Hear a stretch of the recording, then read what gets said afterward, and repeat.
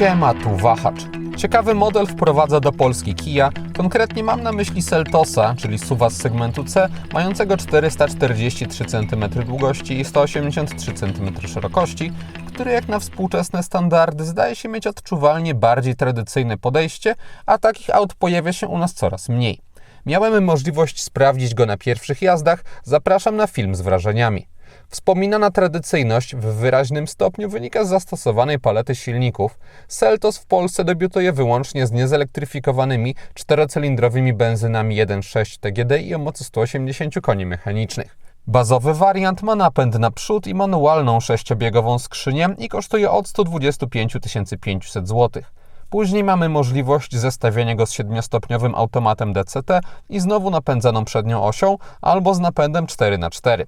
W czwartym kwartale 2026 roku w Polsce pojawi się także wariant hybrydowy, który będzie miał albo 154 konie przy przednim napędzie, albo 178 koni mechanicznych, gdy dojdzie też napęd tylnej osi, ale wciąż patrząc całościowo, osoby, które nie chcą mocno zelektryfikowanego SUV-a, a preferują po prostu rozsądnych rozmiarów silniki spalinowe, będą tutaj zadowolone. Ja miałem możliwość przejechania się trochę zwykłą benzyną z napędem naprzód oraz na wszystkie koła z automatem i w obu przypadkach niestety odczułem pewne przymulenie reakcji auta na wciskanie gazu.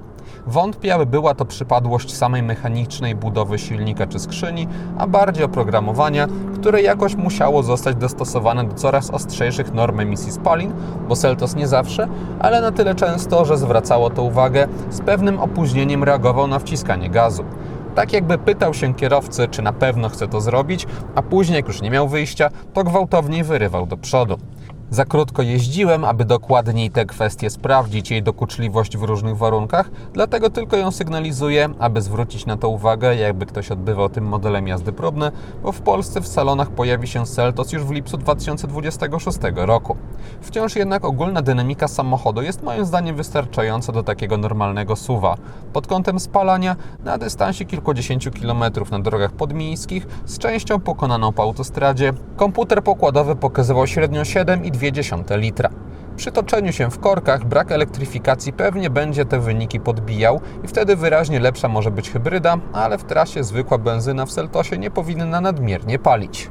Samochód też dobrze zachowuje się na drodze, jest takim typowym SUV-em, aby wygodnie dojechać do celu, przy jednoczesnej obecności przyjemnych właściwości jezdnych, które znam z innych modeli Kii, bez jakichś gumowatych reakcji czy tego typu rzeczy.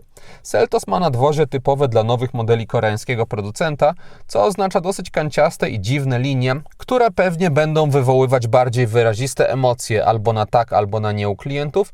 Według mnie nadwozie jest trochę przekombinowane. Brakuje mi też tutaj bardziej wyrazistych kolorów, bo paleta składa się ze sporej ilości, ale stonowanych barw, gdzie brakuje chociaż jednej naprawdę żywej. Ja prezentuję głównie auto w pastelowym kolorze beżowym oraz w topowej wersji X-Line z większą ilością ciemnych akcentów. W kabinie także mamy stylistykę typową dla Kii z ostatnich lat i tutaj już sądzę, że jej ocena będzie bardziej uniwersalnie pozytywna, bo wnętrze prezentuje się ładnie w takim nieprzekombinowanym już tutaj klimacie i co istotne, nie tylko pod kątem stylistyki, ale również ergonomii. Chociażby najważniejsze przełączniki panelu klimatyzacji są w formie fizycznej, nad nimi występują też zwykłe przyciski do przechodzenia po modułach w systemie multimedialnym, który jest najnowszą wersją stosowaną w Kijach. Oznacza to większe możliwości personalizacji na ekranie domowym oraz lepszą szybkość działania przy zachowaniu rozsądnego zaprojektowania różnych menu. Mamy także bezprzewodowe Android Auto i Apple CarPlay, więc trudno jest się do czegoś przyczepić. Kręcić nosem można na dodatkowy, mały ekranik od klimatyzacji, bo podczas jazdy w dużym stopniu zasłania go kierownica, ale przy obecności fizycznych przełączników nie jest to poważny według mnie problem. Na zegarach też mamy nowe grafiki, ale informacje zmieniać można wciąż wyłącznie na środku. Wszystkie najistotniejsze wskazania są, ale jak na w pełni elektroniczny zestaw szału nie ma. Oba boczne wyświetlacze mają odpowiednio okazałe 12,3 cala. Na kierownicy mamy typowe dla Kii rozmieszczenie przycisków, według mnie bardzo intuicyjne. Na tylnej kanapie po ustawieniu przedniego fotela pod siebie na nogi miałem solidny zapas wolnej przestrzeni. Nad głową również bezpieczny kilkucentymetrowy margines miałem. Dla osób na środku problematyczny może być wystający tunel. Bagażnik Seltosa ma pojemność 483 litrów z dużym otworem i regularnymi kształtami, a pod podłogą jest także miejsce z potencjałem na umieszczenie koła zapasowego. Po złożeniu oparć dostaje się maksymalny 1458 litrów. Cennik samochodu jest skonstruowany w typowy dla Kii sposób, to znaczy mamy kilka poziomów wyposażenia z możliwością dobierania do nich pakietów z opcjami.